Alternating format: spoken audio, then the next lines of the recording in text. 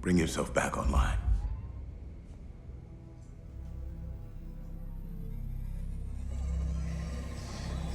I flattered myself we were taking a more disciplined approach here. I suppose self-delusion is a gift of natural selection as well. Indeed it is. But of course, we've managed to slip evolution's leash now, haven't we? We can cure any disease, keep even the weakest of us alive, and one fine day, perhaps we shall even resurrect the dead. Call forth Lazarus from his cave. As promised, Westworld Season 2 is rapidly widening the scope of its world by introducing new parks, new characters, and new ideas that challenge the notion of what it means to be an individual. The first scene of Episode 3, Virtue e Fortuna, begins in Park Number 6, Rajworld, which is one of the 6 parks currently owned by Delos. During the off-season of the show, several fans cleverly deduced that Rajworld would make its first appearance in Season 2, so credit to them. The park itself is based on the northwestern Indian city, Rajasthan. The city's name is a literal translation to Land of Kings, and the design of Rajworld mimics the actual city, featuring palaces and temples that are reminiscent of historical Indian kingdoms. In Rajworld, we are introduced to a park guest named Grace, played by Katja Herbers. When Katja Herbers was cast in Season 2, her character was described as a seasoned guest in Westworld, whose latest visit comes at the park's darkest hour. This description was a little misleading, since Grace is seen visiting Rajworld, not Westworld, though she does find herself in Westworld by the end of the episode. Grace has quite the first impression on the audience. Initially, she seems bored with what the park has to offer her, including a male guest that tries to hit on her. After playfully rebuking his advances, she takes the man to bed, but Grace begins to believe that the man is a host. She has no interest in sleeping with someone that was programmed to like her. Can't say I feel the same way. Grace then shoots him in the chest to prove to herself that the man is really human. The bullet fails to kill him, and Grace is satisfied. She's kind of a sicko. I like her. At first, I thought that Grace could be William's daughter. William's daughter is named Emily, but maybe Grace is a name she is using to protect her identity. We'll get back to that later. Rajworld seemingly confirms that all of the hosts have gone off their loops, and being based on the real-life city Rajasthan probably makes it the most dangerous of the 6 parks. A Bengal tiger has already been found in Westworld, and in this episode we find out how it got there. Grace and her new friend decide to take a safari throughout the park, but they quickly learn that the hosts have gone off their loops. They find a tent filled with dead human bodies, and they are attacked by their host guide. After Grace is able to fend off the rogue host, she is chased down by a Bengal tiger, which leads her to the edge of the park. The safari aspect of Rajworld makes it a world filled with dangerous predators that now have the freedom to kill, so I doubt it's the last time we are going to see this park. I previously thought that Season 2 would introduce 5 new creative directors that each controlled an individual park, but it appears that Dr. Ford may have had control over all 6 parks, or maybe he simply changed the code of all the hosts behind the backs of his fellow creative directors. Either way, revolution has come to at least 3 of the 6 parks. I mentioned that Grace reminded me of the Man in Black, and like the Man in Black in Season 1, Grace is looking for something in Rajworld. During her safari, she opens a notepad, which displays a hand-drawn map of the park. What's interesting here is that the notepad contains a symbol that we previously saw in the Season 2 premiere. We see the symbol during Charlotte Hale's attempt to contact Delos for help. Interestingly enough, the symbol appears in a place of secrecy, the hidden bunker inside Westworld that is being used by Delos to store the DNA of the park guests. The symbol makes a second appearance in the 3rd episode during a scene between Bernard and Peter Abernathy. At this point in the episode, Bernard and Abernathy were both taken prisoner by the Confederados, who are being led by Dolores from Fort Forlorn Hope. Before being taken captive, Bernard and Hale had successfully located Abernathy, but Hale is forced to flee after they are attacked by the Confederados. Inside the fort, Dolores notices her father among the prisoners and brings him to safety. Abernathy is found to be in a very unstable condition, so Dolores has Bernard find out what's wrong. Bernard says that Abernathy is wildly unstable, bouncing between old roles that he's played throughout his life as a host. Bernard discovers that somebody has created a new role for Abernathy. We as the audience know that it was Charlotte Hale who created this new role for Abernathy in Season 1, But Bernard is unaware. Abernathy keeps telling those around him that he needs to make his train, referencing the train that is seen taking guests to and from the park. Bernard says that Abernathy's new narrative is masking a vastly bigger file that he cannot access. He calls it an immensely complex encryption key. Again, another reference to Season 1, when Charlotte Hale uploaded 35 years of Westworld intellectual property inside of Abernathy. During the battle between Delos' security team and the Confederados, Bernard continues to work on Abernathy. While working to unlock the encryption key, we can see here that Abernathy's main objective is to reach the mainland. Right before Bernard opens the encrypted file, the symbol that is seen in both Grace's notebook and Delos' secret bunker appears once again.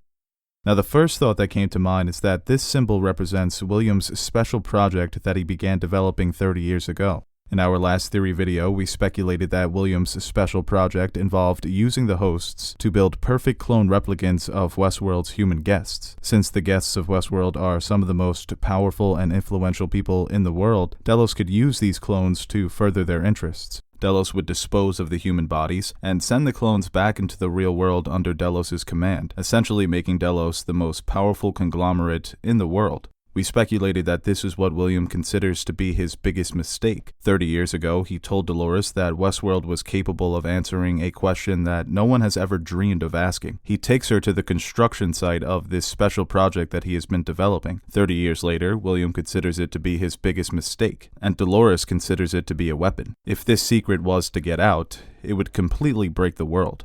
Now, in regards to William's question that no one has ever dreamed of asking, we theorized that he was referencing the possibility of cloning human guests. But what if it goes a step further? What if the true purpose of William's project was to achieve immortality? One of the best parts of Westworld are the subtle clues that the showrunners leave in each episode. A deeper understanding of the show's themes can even be found in the titles of the different episodes. For example, the title of the third episode for Season 2, Virtue e Fortuna, is in reference to the philosophies of Niccolo Machiavelli. Machiavelli is most famous for his political treatise, The Prince, in which he expounds on his political philosophies and the necessary traits for becoming a great ruler.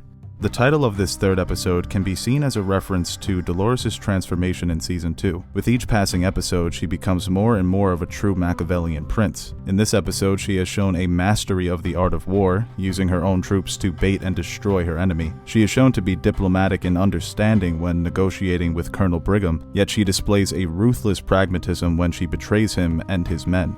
While Dolores hasn't been as sympathetic in Season 2 as she was in Season 1, the scene with her father, Peter Abernathy, shows that she still has room for compassion and love. By balancing her two personalities of Dolores and Wyatt, she has become more feared than loved, yet she still maintains the respect of her followers. Machiavelli's philosophy of virtue and fortune, from which the episode takes its title, is a philosophy that Dolores now embodies. When explaining virtue, Machiavelli isn't referencing moral standards and justice, he is referencing the rare ability of an individual to expertly adapt to their situations, or their fortunes, and Episode 3 makes it clear that Dolores possesses that ability. But to further understand William's question that no one has ever dreamed of asking, we need to jump ahead to next week's episode, which is titled The Riddle of the Sphinx. In Greek mythology, the Sphinx was a mythological creature that would guard the ancient city of Thebes. Described as having the head of a woman and the body of a lion, the Sphinx would pose a riddle to any traveler that tried to enter the city. If the traveler solved the riddle, then he or she was allowed entrance, but if the traveler was incorrect, they would be devoured by the creature. In ancient Egyptian mythology, the Sphinx was known to guard the tombs and temples of both kings and royalty alike, and we are all familiar with the Great Sphinx of Giza. The riddle of the Sphinx is mostly associated with the play Oedipus Rex, written by the ancient Greek writer Sophocles. In the play, Oedipus is traveling to the city Thebes from the city Delphi. Like all travelers, Oedipus must answer the Sphinx's riddle in order to enter Thebes. The riddle was as stated: what walks on 4 feet in the morning, 2 in the afternoon, and 3 at night? The answer is man. As an infant, he crawls on all 4s. As an adult, he walks on 2 legs, and in old age, he uses a walking stick. For answering the riddle correctly, the Sphinx allows Oedipus entrance into the city, and then she kills herself. It's a little extreme if you ask me. Oedipus was then granted the kingdom of the city of Thebes. Applying this scenario to Westworld, Oedipus would be Dolores, the Sphinx is Delos, the Sphinx's riddle is William's question, and Thebes is the real world, the kingdom that Dolores is trying to conquer. William's question could be considered a riddle, since questions and riddles are essentially the same thing, and a question that no one has ever dreamed of asking definitely requires a fair amount of ingenuity in ascertaining its answer. What better question to ponder than the possibility of achieving immortality? While the Sphinx's riddle has been interpreted in many different ways, the 17th century German alchemist Michael Meyer said the solution of the Sphinx's riddle was the philosopher's stone. For centuries, alchemists tried to create what they referred to as the philosopher's stone, a legendary alchemical substance whose power could be used to achieve immortality. So maybe the solution to William's question, like the solution to the Sphinx's riddle, is a metaphorical philosopher's stone hidden somewhere in the park. In the beginning of the preview for Episode 4, we see Bernard back inside the hidden bunker with the drone hosts. The drone hosts are controlled by Delos, and they store and save the DNA of the many guests that visit Westworld. When the bunker was first revealed in the Season 2 premiere, Charlotte Hale refused to tell Bernard why they are salvaging the DNA of their guests. In our previous theory video, we speculated that this hidden bunker plays a crucial role in Delos' plan to clone the powerful guests that visit the park by combining human DNA with synthetic DNA. Now, this symbol, found in Delos' hidden bunker, Grace's notepad, and in Peter Abernathy's encryption key, might be the mark that represents Delos' secret project. It's telling that Bernard, being so high up as he is, was unaware of not only Delos' hidden bunker, but the fact that Delos was saving the DNA of its guests. He is completely in the dark, but what's really telling is his reaction after he unlocks Abernathy's encryption key and discovers what Delos' secret project actually is. In the Episode 4 preview, Bernard says that there is something here that they have been working on for a long time, hinting at a connection to William's special project from 30 years ago. The drone hosts are shown carrying trays of eyeballs, and we also see what looks like hosts' brains. But unlike the previous gray and white design of the host brains we see in Episode 1, these brains are colored red and white. This could be a simple change of design. The red and white color could mean that the brains belong to the hosts that have been designed after real-life people, or these host brains could be the metaphorical philosopher's stones, an artificial host brain that has been uploaded with the consciousness of a once-living human being. It seems that William's goal of achieving immortality started with his desire to save his father-in-law. In the episode Reunion, it is heavily implied that James Delos is dying. William seems to be working on a project that could save his father-in-law's life, but his father-in-law is quickly running out of time. Since we haven't seen James Delos in the current time period, we can assume that William failed, but not for lack of trying. We know that William is the man that helped cure all the world's known diseases, and fans have speculated that at this point in time, those cures hadn't yet been developed, and James Delos did not live long enough to be cured. But there is evidence that suggests James Delos may have been William's guinea pig for his special project. In one of the alternate Westworld Season 2 trailers, there's a shot where James Delos can be seen attempting to remove his face. Why would a dying man try to remove his face?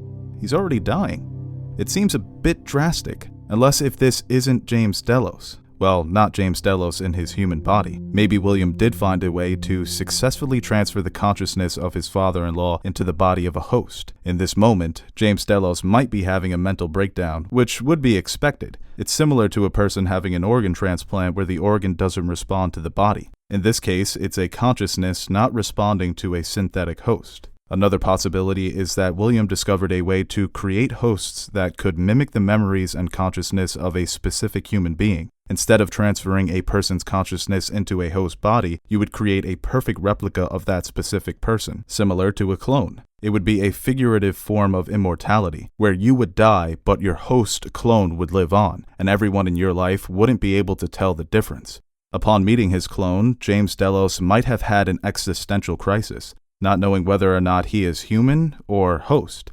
It reminds me of the scene in Ex Machina, where Caleb Smith has a mental breakdown and cuts open his skin to see if he is human or machine.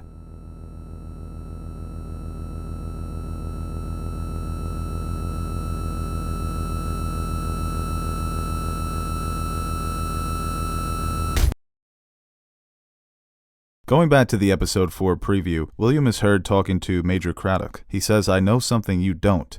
You call it glory, but it's got a lot of names. And I know the way." Here, William is probably referencing his special project, which seems to go by several names, including Glory and the Valley Beyond. And of course, William knows the way, since he is the one who constructed it. He finishes the video by saying, "Death is always true." Craddock can be seen walking towards a painting that depicts the crucifixion of Jesus Christ. Legend has it that Jesus Christ was resurrected 3 days after his crucifixion, came back like Jordan, wearing the 4-5. Craddock is no stranger to resurrections, having been killed and brought back to life in the matter of seconds. Death is always true, but not for the hosts. Dolores even says so to Bernard. She says the hosts cannot die, yet they are fighting to survive. People attempting to play God has been one of the main themes of the show. Dr. Robert Ford viewed himself and Arnold Weber to be the gods of Westworld, and now in Season 2, it's Dolores' turn to claim that mantle. But William may have beat them to the punch. In contrast to Ford and Dolores, William may have been playing God with humanity, rather than the hosts. And whether if you call it glory, the valley beyond, William's biggest mistake, or Dolores' secret weapon, several characters seem to be racing each other to find William's special project from 30 years ago. Delos, Dolores, William, and now even this new character Grace. Her motivations are mostly unknown, but it's clear she knows of the project's existence. It's no coincidence that this symbol appears in both her notepad, Delos' hidden bunker, and Peter Abernathy's encryption key. Grace may be another member of the Delos board of directors, and like Dolores, she is trying to find William's special project before William does. It's also possible that she is working for a rival company of Delos and has heard through the grapevine of Delos' so-called secret weapon hidden in the park. Or maybe she is William's daughter, and that's why she is so familiar with the parks. In contrast to William, she seems to be very anti-Westworld and anti-host. I mean, William isn't necessarily fond of the hosts, but he did enjoy his time in the parks. In her first appearance, Grace appears to hold a contempt of the parks. She isn't even convinced that the man who is hitting on her is actually a human. The man asks her if she really thinks the park would have a host act like a human, and she responds that she wouldn't put it past them. Maybe Grace knows what William has done, or plans to do, with his secret weapon in the future, and she is trying to stop him before he can get there. If Grace is William's daughter, she may have a bias against the hosts after seeing what Dolores turned her father into. A man that became defined by obsession, and a man who allowed these obsessions to destroy his family. This moment between Dolores and William's daughter in episode 2 initially seemed like a sweet and innocent moment, or maybe it was the first encounter between future rivals, who could find themselves facing off against each other later in the season. The notepad is what connects Grace to the larger story. She's obviously familiar with Westworld, Rajworld, and more importantly Delos and their secret facilities, so regardless of who she is and what her motivations are, she is heading straight towards chaos.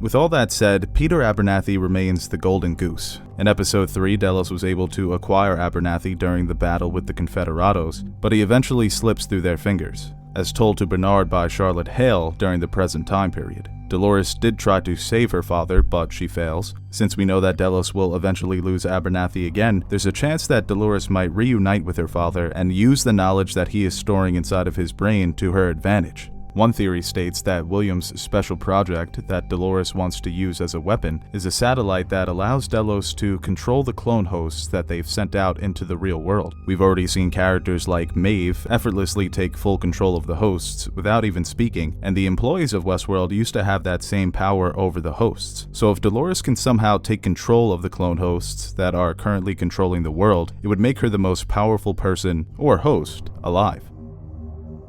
So, what did you guys think? Do you think I'm crazy? Did I just waste 15 minutes of your time? Are you going to comment on this video when it turns out not to be true?